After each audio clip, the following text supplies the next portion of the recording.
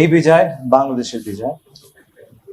এই বিজয় আমাদের যে অভূতপূর্ব গণতান্ত্রিক উত্তরণ হয়েছে তার বিজয়।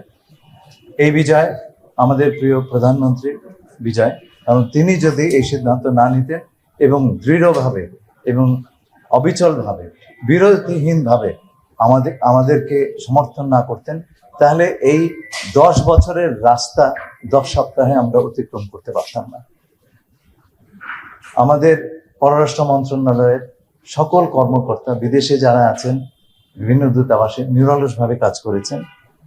আমাদের পররাষ্ট্র প্রতিমন্ত্রী এবং মাননীয় প্রধানমন্ত্রীর পররাষ্ট্র বিষয়ক উপদেষ্টা, আমরা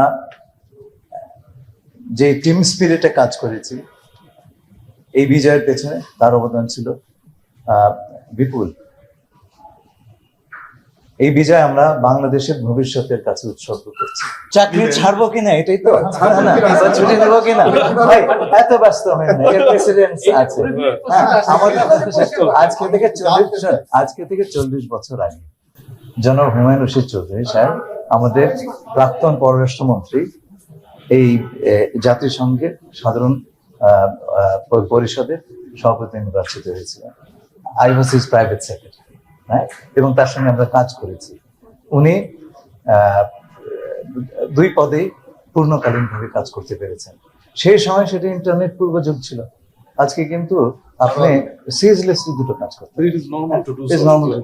অনেকেই বলেছেন যে এখন যিনি আছেন জার্মানি, উনি তো পররাষ্ট্রমন্ত্রী ছিলেন, উনি তো ওই পদ ছেড়েই কাজ করেছেন। আসলে যে জিনিসটা হচ্ছে, উনি গ্রিন পার্টির নেতা ছিলেন, গ্রিন পার্টি ইলেকশনে হেরেছে, সুতরাং পররাষ্ট্রমন্ত্রী থাকতে পারেননি।